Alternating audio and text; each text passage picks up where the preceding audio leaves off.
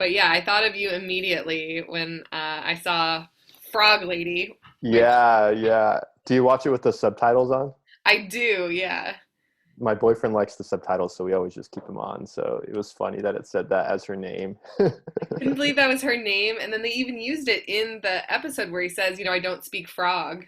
Um, Oh, and I was like, did they run out yeah. of money before naming this new species? Yeah, yeah. Poor lady doesn't have a name. Yeah. Uh, No, that seems, considering all of the, I mean, that's like even like that's Mon Calamari, level. Like at least then yeah, they converted to a different language. yeah, yeah. At least there's confirms that frogs exist in the Star Wars universe. They're called frogs, right? So that's kind of fun. Right. Yeah, no, for herpetologists and Star Wars fan, that's got to be kind of fun, right? Yeah, it was really cool. And like, just like the natural history, you start to think about like, okay, what is this thing that she has? Why is she carrying her eggs in that container? And um, yeah, it was pretty cool. And it totally made me think of our reintroduction work. So it's like Mandalorian's like a conservation biologist now or something. He's transporting these sensitive eggs across the galaxy. So it's pretty cool. Yeah, that's true. I didn't even think about that. Like a yeah, repopulation. So, and I yeah, I mean, so about the eggs, I mean, other than he really needs to be better at getting the child to stop eating them, what did you make of that whole thing? And they said she had to be there by the equinox and all these sorts of limitations. I was curious if that has any Uh-huh. basis in. Well, normally a female frog wouldn't lay her eggs until the male was already like with her. But it will happen. Like when I was working at the zoo, we had our captive breeding program with endangered mountain yellow-legged frogs, and sometimes the females would just lay eggs kind of unexpectedly, like out of season. So maybe she's just been away from her husband for so long, she had to get her eggs out because they can actually get sick if they hold their eggs too long, and they can start to decay and they'll actually die. So maybe she just had to get her eggs out, and this is like the adaptation, the technology they have. Luckily, she has this container that can keep them wet in perfect temperature, perfect conditions, right? Because eggs of frogs are really sensitive. They have to be in this kind of very narrow range of temperatures and pH and other conditions. So being a humanoid, I mean, or a more advanced kind of frog, I guess she can figure that out. They have the technology, but she's still limited by her natural history where the eggs have to stay moist all the time and stuff.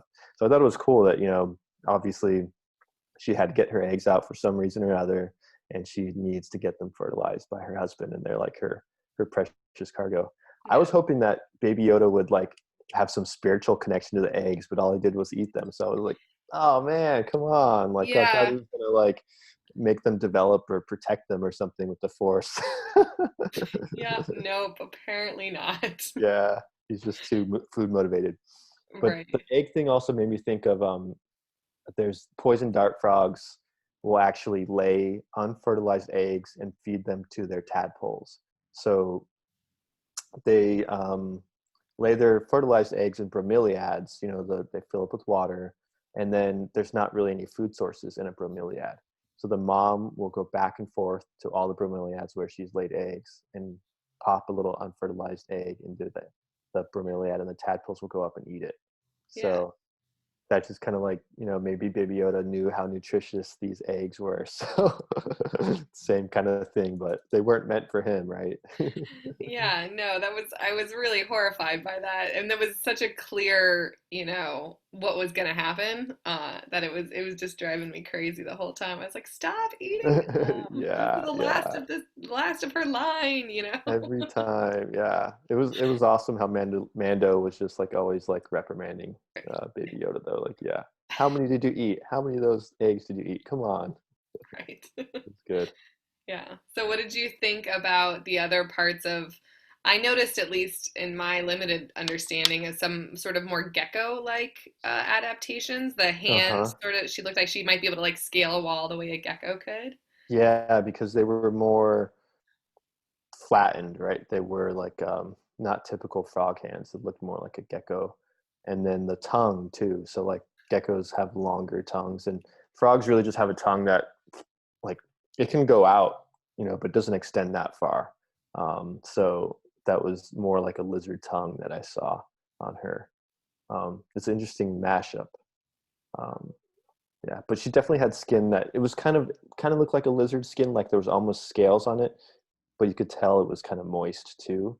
And there Mm. are some frogs that kind of have um, spines and kind of tubercules or kind of, you know, harder kind of elements in them. So that was very frog-like for sure.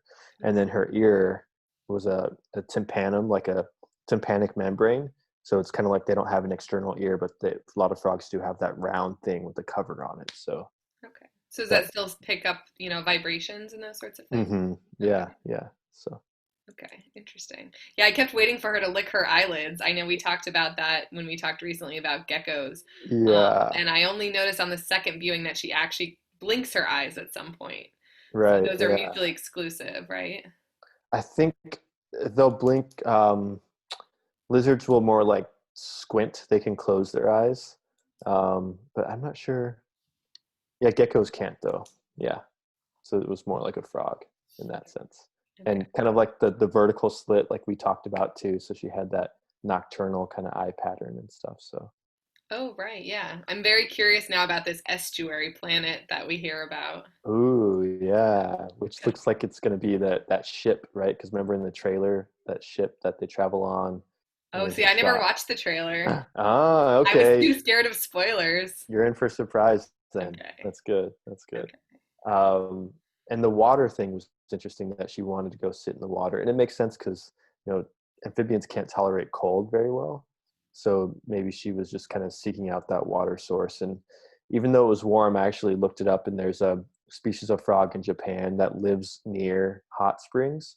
Hmm. But they can really tell what the proper temperature is. So they typically avoid the really, really hot pools, but they can like hang Okay. out on the fringes and get moisture there. But um, so maybe it wasn't that warm of a hot pool. She probably tested it out first before jumping in there. So Right. Yeah. yeah, Is that something that I mean, they show the Mandalorian having the infrared sort of setting on his helmet so he could see the uh-huh. footsteps and see the heat of that room. Is that something that she would have been able to sense somehow? I think they can just kind of they usually pick up on cues of other aquatic animals to know where pools are. So they'll hear other frogs that have already established there and kind of cue in on those kind of things usually, or just kind of wander until they find water. Okay. But sensing heat, like, and that was interesting because if it's a cold-blooded amphibian, it's not going to be warm. But Hmm. maybe it was warm. The footsteps were warm because the ship was warmer than the outside. So I guess it could be Uh, right. right. Maybe So he's just really well calibrated helmet. yeah, No. yeah, exactly. Very sensitive. Yeah. um, but I don't think they can sense like heat, like the reptiles that we talked about last time. Okay.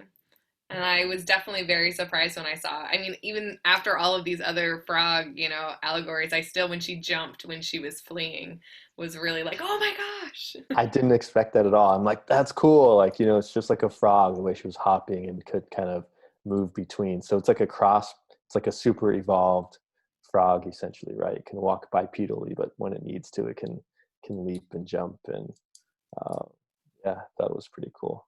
Yeah. I definitely wonder. I mean, I guess episode one and two go right into each other, but I was curious when episode two ended. I'm like, wait, I want to see her. I know he says that that's where they're going, but I was like, I want to see it happen. So I do sort Yeah. of want episode three to open with, reunited and her eggs getting, there in time. So. Yeah, yeah, meeting her husband, and I mean, it was just cool to see her like protecting the eggs. And there are some frogs that do actually carry their eggs externally. So I looked up some pictures. I'll send you a link to some pictures. But there's a species called the midwife toad from Europe, and it's actually the male that carries the frogs that are the eggs that are fertilized on their back. So as they're being fertilized, he kind of twists and winds them up, and then they end up on his back. And he Okay. carries them around till they hatch. So it kind of made me think of like the idea of parental care in amphibians, which is usually pretty rare, right? Normally they just lay their eggs and they leave them, but there are some species that will hang on to the eggs. And there's also poison dart frogs. Some of them will actually carry their tadpoles even after they hatched on their back and move them around to different places. So it's So pretty cool based to see. on the biology we see for the mom, would you expect that the eggs are going to go through the sort of tadpole, to frog life cycle? For most of them that a lot or a lot of species that that carry the eggs around, they actually have this thing called direct development, where they go directly from eggs to baby frogs. Okay. So, and the reason why those kind of species carry around their eggs is because there's not a lot of reliable water sources. So it's like an adaptation where if they were to lay their eggs and the water dried up, they wouldn't survive. So they just carry them on their body and move around to moist microhabitats to keep the eggs moist. But there are, like the poison dart frogs, actually, they can move their eggs around and they turn into tadpoles first. So Interesting. it most likely they'll have some kind of larval stage, but it's not. They could be little baby lady frogs, Yeah. if that's what we're gonna call them. Right, I know. It drives me crazy. Hopefully someone in the canon of it eventually will come up with something a little bit more interesting to call them in Yeah, adult yeah, language. yeah. It's So, funny. yeah, Cool.